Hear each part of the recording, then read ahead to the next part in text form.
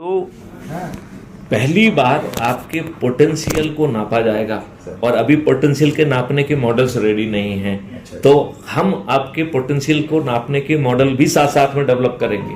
अच्छा। और सबसे बड़ी बात है कि कहीं पे मुफ्त सेवा नहीं है। अच्छा। तो it is not a government initiative. अच्छा। आज की जो उपलब्ध संसाधन हैं उनको रीट्रेन करके रीमॉडल करके ये कार्रवाई की जाएगी। अच्छा। और इसको आसान माइलस्टोन में बांटा जाएगा और माइलस्टोन के लिए संस्कार। तो हम आपको एकदम संस्कार बनाने के पीछे नहीं पड़ रहे हैं, मतलब उस माइलस्टोन के लिए जो संस्कार चाहिए उतना ही, उस माइलस्टोन के लिए जो आपको शिक्षा चाहिए बस उतनी ही। तो लॉर्ड माकाले की शिक्षा नहीं दी जाएगी। अच्छा। It will be targeted education to realize your milestone, not potential. अच्छा।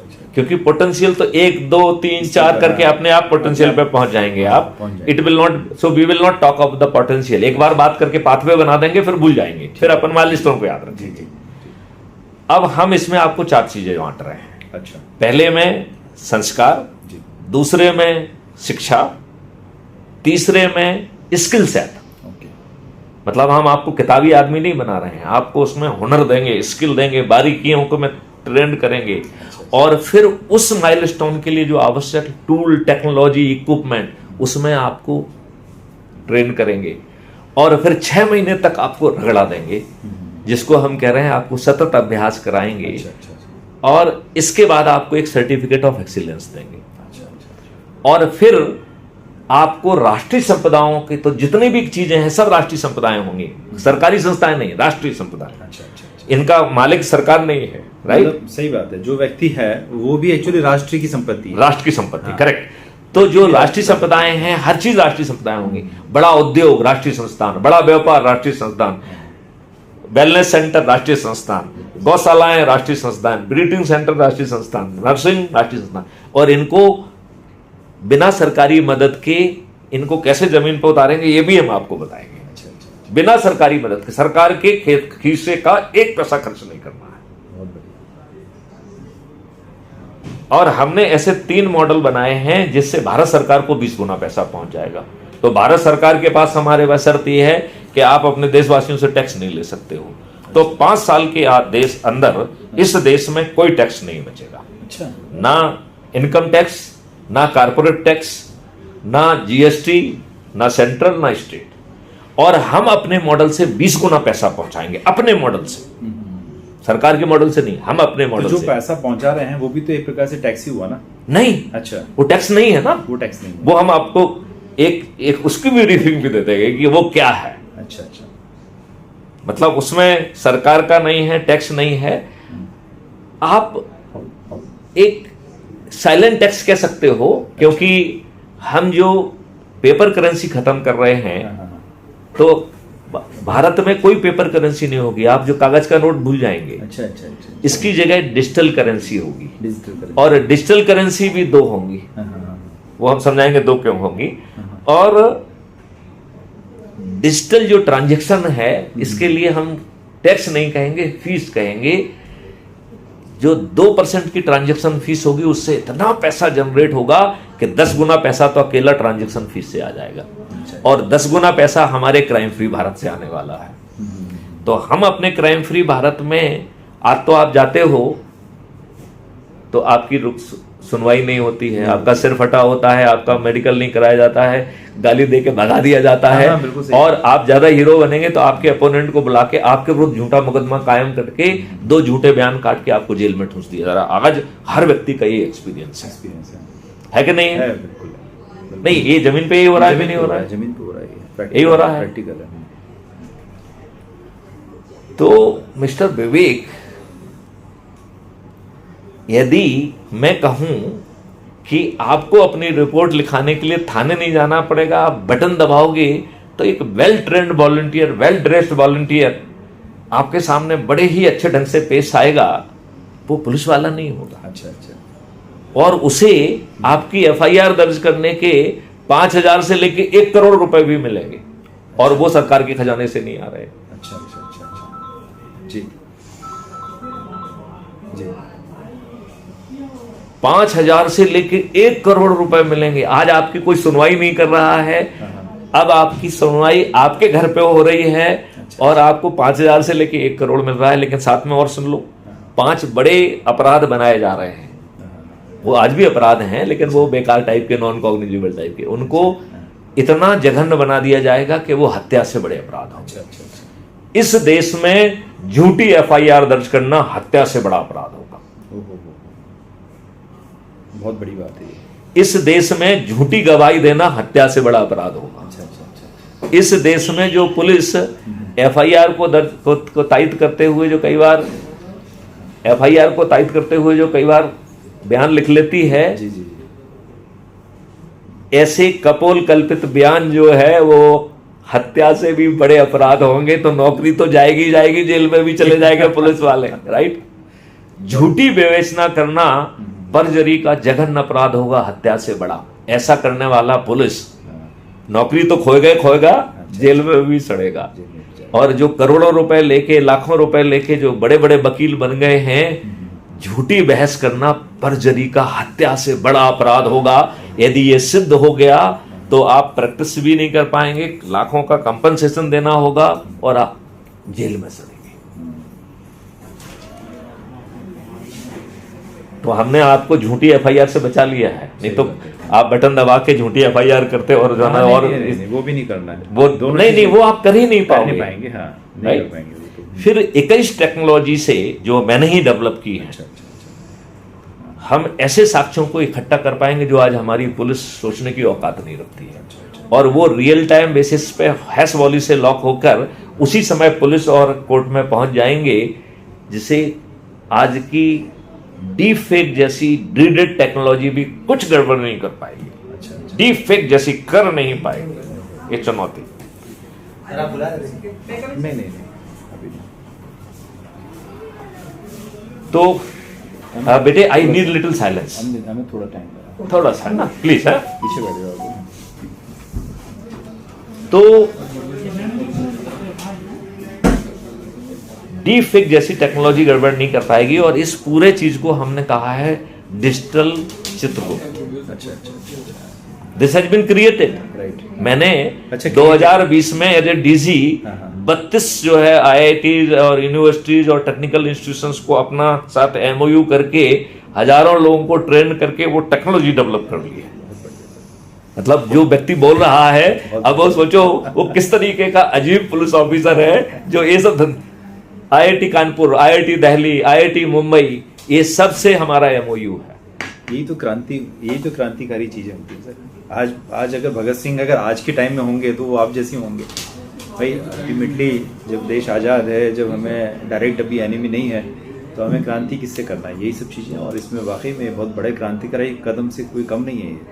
अब इसके बाद हमने एक distributed video based trial develop किया। अच्छा। आपको कोर्ट कचहरी में नहीं जाना पड़ेगा। अच्छा। आप घर बैठे अधिकतम 30 दिन में आपको न्याय मिलेगा। तो हमारे एक साथी ने मुझसे कहा कि DG साहब, आपके पास 13 डिग्रियां हैं, 13 मेडल हैं, 3 अवार्ड हैं, आपने जो है ना 12 स्मार्ट इंडिया हैकाथॉन की है, ये सब हमें मालूम है। 32 यूनिवर्सिटी से आपने MOU करके हजारों बच्चों को आपने इंटर्नशिप दी है, उनसे टेक्नोलॉजी डेवलप कराई है, ये सब हमें मालूम है। मैं आपका विद्यार्थी भी रहा हूं और एक आध दो प्रोजेक्ट मैंने भी आपके अधीन किए हैं। तो मुझे इस बात में संदेह नहीं है आपकी टेक्नोलॉजिकल कैपेबिलिटी में। तो आप मुझे जजमेंट तो दिला देंगे 30 दिन में, न्याय कैसे दिलाएंगे? और बोले DG साहब, आप जैसा आदमी जो इतने साल तक जो है ना DG हेड रहा है, 7 साल तक तो आप DGP रहे हैं, बाकी चीजों को छोड़िए, तो आप 2010 में एडिशनल DG बन गए, 2014 तक एडिशनल DG रहे, 2014 से 2020 तक आप जो है ना 7 साल DG रहे। तो मुझे आपकी कैपेबिलिटी पे कोई संदेह नहीं है, लेकिन मैं अपनी आंखों के सामने कोर्ट में देखता हूं कि मुंशी सबके सामने जो है वो घूस खा रहा है, जज के सामने घूस खा रहा है। ऐसे जज महोदय से आप हमें न्याय कैसे दिलाएंगे? क्या आप जज महोदय के दिमाग में घुस जाएंगे? क्या करेंगे आप, ये तो बताइए मुझे। हमें आपकी टेक्नोलॉजी पे भरोसा हो गया, कोई दिक्कत नहीं है मुझे, लेकिन आप मुझे जजमेंट तो दिला देंगे, इसमें भी मुझे कोई संदेह नहीं है। आप बार बार न्याय कह रहे हैं, आप न्याय कैसे दिलाओगे? तो मैंने जो उसको जवाब दिया वो आपको भी सुनाता हूँ। अच्छा। तो मैंने उससे कहा, बेटे, गौरव नाम है उसका, तो मैंने कहा, बेटे गौरव, मैं 3 छोटे से उपाय करूंगा। अच्छा। और 1 मिनट के लिए तुम पहले से ही मान लो कि तुम सुप्रीम कोर्ट के जज हो। फिर मैं तुमसे पूछूंगा तू अन्याय कर पाएगा क्या? अच्छा। यदि तू नहीं कर पाएगा तो कोई नहीं कर पाएगा। हाँ, सही बात है। ठीक है ना? हाँ, अज्यूम करके देखना में क्या दिक्कत है? हाँ। तो बोले अच्छा ठीक है सर, क्या करोगे 3 काम? अच्छा। तो मैंने कहा, पहला, content of the court act खत्म कर देंगे। अच्छा। इससे क्या फायदा होगा? मैंने कहा तुमको अभी समझ में आ जाएगा। हाँ। मैंने कहा अभी जो एक अपील है हम इसको दूसरी एक अपील और जोड़ देंगे। अच्छा। तो अपील अगेंस्ट द जजमेंट अभी है, हम एक अपील अगेंस्ट द जज लेके आएंगे। अच्छा। तो गौरव ने मुझसे पूछा कि सर ये अपील अगेंस्ट द जज क्या होती है? ये तो हमने कभी नहीं सुना है। नहीं सुना। तो मैंने कहा नहीं है भाई, तो कैसे सुनेगा तू? पहली तो बार बोले है। फिर इसे जरा विस्तार से समझाइए है क्या ये? हाँ।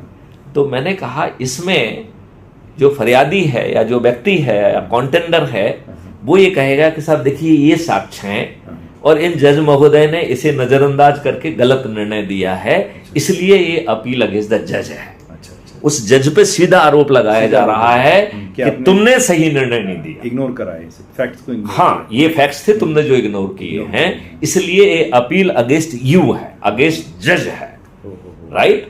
और ये अपील को एम्पावर करने के लिए ही पहले contempt of the court act खत्म किया, नहीं तो आप ये अपील ही दायर नहीं कर सकते थे, राइट? इसलिए किए खत्म। अब आपको लॉजिक समझ में आ जाएगा कि क्यों खत्म किया। दोनों एक दूसरे से रिलेटेड रिलेटेड है।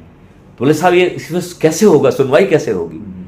मैंने कहा कि आपका पक्ष जो है उन साक्ष्यों को दिखाएगा और जो जज महोदय है वो नीचे खड़े होंगे कटघरे के अंदर, उनसे कहा जाएगा कि ये साक्ष्य भाई साहब आपका क्या कहना है। यदि आप अपने जजमेंट को डिफेंड नहीं कर पाए तो आप डी पैनल हो जाएंगे। अच्छा। बोले साहब ये डी पैनल क्या होता है? हमने कहा इसका मतलब आप जज नहीं रहेंगे। तो बोले क्या फिर हमें जो अभी आजकल पार्लियामेंट में महाभियोग चलाना पड़ता है वो नहीं चलाना पड़ेगा? नहीं, मैंने कहा कुछ नहीं चलाना होगा, जरूरत ही नहीं है। जरूरत ही नहीं है, वो गलत जजमेंट देगा और डी पैनल हो जाएगा, वो जज नहीं रहेगा, काय का महाभियोग? खुद प्रूफ करना पड़ेगा ये साक्ष्य को क्यों इग्नोर किया, राइट? अब यदि आपने अपने जो फिर डिफेंड, तो क्या उसके कंसिक्वेंसेस होंगे? 3 कंसिक्वेंसेस हैं। पहला कंसिक्वेंस है कि आप डी पैनल हो गए। दूसरा कंसिक्वेंस है कि उसका जो एस्टिमेटेड जो लॉस है सामने वाले को, इंक्लूडिंग साइकोलॉजिकल, वो इमोशनल, वो ऐसे फैक्टर जो कि नॉन फाइनेंशियल हैं, उनका भी एक हैवी फाइनेंशियल डोज बनाया जाएगा जो उन जज महोदय से वसूल किया जाएगा। अच्छा। तो वो भारी होगा, छोटा नहीं होगा, वो भारी बनाया जाएगा जिससे वो जज महोदय हिल जाए अंदर से, इस तरीके से, ठीक है ना? और यदि मैंने उसमें कहीं अपराध खोज लिया, अरे बाप रे, फिर तो वो जेल चला जाएगा। अब मैंने कहा भाई साहब गौरव जी, आपको हमने सुप्रीम कोर्ट का जज बनाया था, आप बताओ आप न्याय करोगे या न्याय करोगे? बोले नहीं साहब न्याय करूंगा। बोले साहब मरना थोड़ी है। सही बात। बोले जाए मुंशी बाड़ में जाए, अपने आप को बचाओ या कहाँ चक्कर में पड़ रहे हो? नहीं जा सकता। तो मैंने उनसे कहा फिर नहीं सकता आप ये बताइए न्याय मिल जाएगा? बोले हाँ सब मिल जाएगा। तो ऐसी व्यवस्था, मैंने कहा देखिए प्रशासनिक व्यवस्था भी आप देख लीजिए, अंग्रेजों की व्यवस्था है जिसका मैं डीजी हूं, इसका सेक्शन 129 कहता है कि गोली से भून दो, छोटी सी प्रक्रिया अपना लो, आपका कुछ नहीं बिगड़ेगा। तो हम तो कानून से प्रोटेक्टेड हैं। सही बात है। हमारा सिपाही बिना उचित कारण के आपको उठा के बंद कर दे, कानून में लिख के रखा है कि भैया अपनी जमानत करा लो। मतलब उसने क्यों बंद किया उसकी कोई लायबिलिटी नहीं। आपके पास एक ही ऑप्शन है कि आप अपनी जमानत कराओ। तो कानून तो हमने ऐसा बनाया है, एक सब कानून बदलने वाले हैं।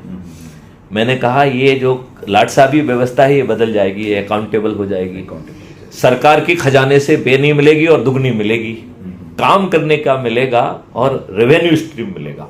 और उसी समय आकलन होगा उसका, और सम टोटल ऑफ रेवेन्यू जो स्ट्रीम जो उसको मिल रही है यदि वो दुगने से कम है तो कल वृक्ष अकाउंट से पैसा आ जाएगा, सरकार के खजाने से नहीं आएगा। कल वृक्ष अकाउंट से पैसा आएगा और कल वृक्ष अकाउंट आपको ट्रेनिंग पे भेज देगा कि जिससे आपको दुगने से ज्यादा कमाने के योग्य बनाएगा। तो लोगों को आज की तुलना में 5 गुना और 10 गुना भी सैलरी मिलेगी। बिल्कुल दुगना तो हमने गारंटी कर दी है, राइट? और वो लाट साहब नहीं रहेगा, वो आपके घर जाके काम करेगा, क्योंकि जब वो काम करेगा तब उसको पैसा मिलेगा, नहीं तो पैसा ही नहीं मिलेगा। तो आपकी प्रशासनिक व्यवस्था ऐसी, जैविक व्यवस्था है, उसमें ऐसी गौशालाओं की व्यवस्था है। तो ये 5 मौलिक अधिकारों में मैंने 2 की बात कही थी केवल अभी तक, रोजगार की और शिक्षा की। शिक्षा की। तीसरा है भोजन का मौलिक अधिकार, अच्छा। जिसमें आपको गेहूं अकेला नहीं है, अल्फा 2 वैरायटी का शुद्ध देसी गाय का दूध, दही और घी, अच्छा अच्छा अच्छा। वो भी आपके कंजम्पशन के हिसाब से, राशन नहीं। अच्छा। उसकी कोई क्वांटिटी फिक्स नहीं होगी, अच्छा। क्योंकि सिस्टम को मालूम होगा कि आपका कंजम्पशन क्या आपका है। कंजम्पशन क्या as per your requirement you will get your consumption. है? अच्छा अच्छा अच्छा। और यदि वो पैदा नहीं हो रहा तो हम पैदा करेंगे। वो आपकी जिम्मेवारी नहीं, वो हमारी जिम्मेवारी है। कैसे पैदा करेंगे, क्या करेंगे, वो हम आपकी अच्छा। जिम्मेवारी ही नहीं है, वो हमारी जिम्मेवारी। उसका भी सिस्टम बना हुआ है, अच्छा अच्छा। मतलब उसके सिस्टम बने हुए हैं। एक पुलिस ऑफिसर ने उसके सिस्टम बना लिए। अच्छा अच्छा अच्छा।